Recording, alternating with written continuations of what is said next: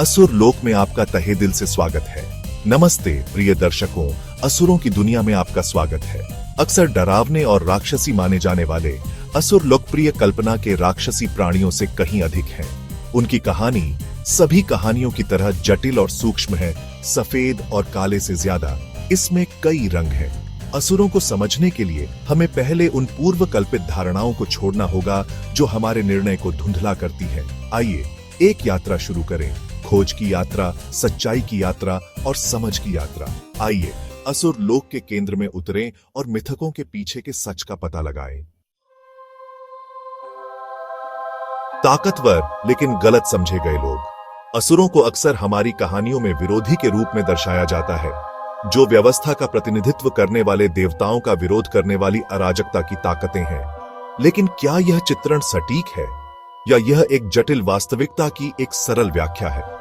देवताओं की तरह असुर भी अपार शक्ति और क्षमता वाले प्राणी हैं। वे महत्वाकांक्षा से प्रेरित होते हैं, हाँ, लेकिन ज्ञान की प्यास और आत्म सुधार की इच्छा से भी।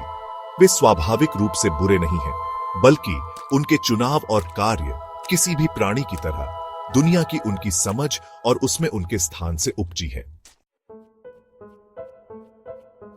विजेता की कलम, इतिहास और असुर।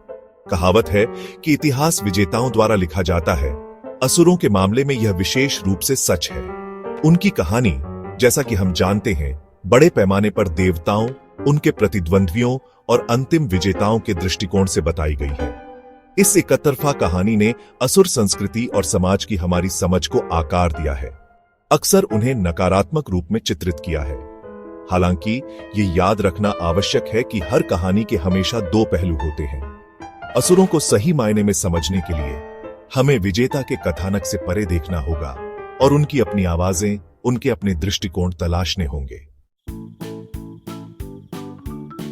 सच्चाई, शांति, प्रेम, असुर समाज का दिल।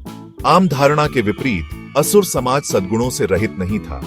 वे सच्चाई को महत्व देते थे, अटूट जुनून के साथ ज्ञान और समझ की तलाश करते थे। उन्होंने शांति के लिए प्रयास किया, यह मानते हुए कि सच्ची ताकत न केवल ताकत में बल्कि एकता और सद्भाव में भी है।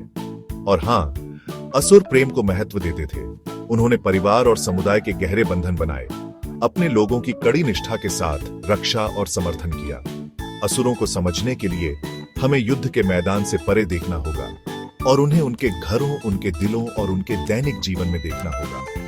तभी हम उनकी संस्कृति की समृद्धि और जटिलता की सराहना करना शुरू कर सकते हैं और उस साझा आधार को पहचान सकते हैं जो हम साझा करते हैं।